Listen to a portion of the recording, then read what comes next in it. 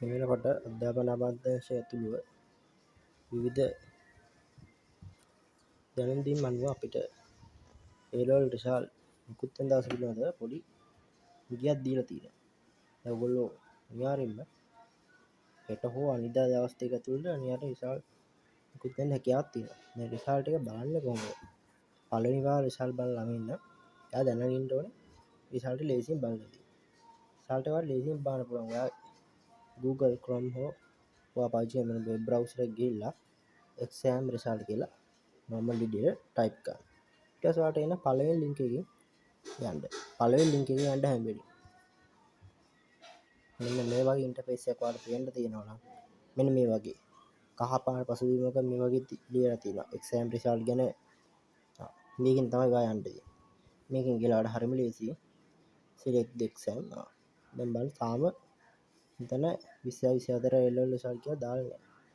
තාම තියෙන්නේ recursion result විතරයි.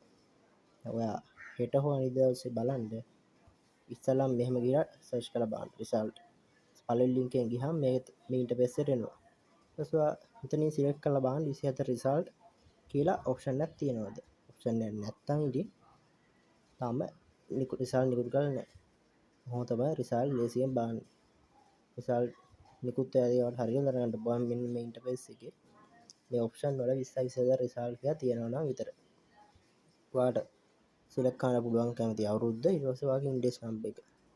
ඔයාලට index number එක දන්නේ නැත්නම් ඔයාලට තව option එකක් දීලා තියෙනවා.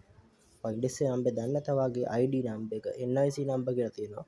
ඒක type කරලා ඔයාලට ගන්න පුළුවන්.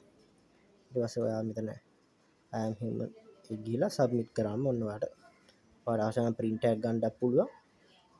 ඔයාලට මේකට ගිහලා print එකක් ගන්න පුළුවන් අවශ්‍යයි. හරි. ඔය විදිහට තමයි exam result එක ලේසියෙන් බලන්නේ. අනිවාර්යෙන්ම මෙන්න මේ select the exam කියන එකේ 2024 කියලා වැටලා තිබ්බොත් විතරයි result නිකුත් වෙලා තියෙන්නේ. ඔන්න අද ලේසියෙන් ඔයාලට මේ වීඩියෝ එක අරගෙන ආවා. අනිවාර්යෙන්ම like එකක් දාලා යාළුවන්ටත් share කරන්න.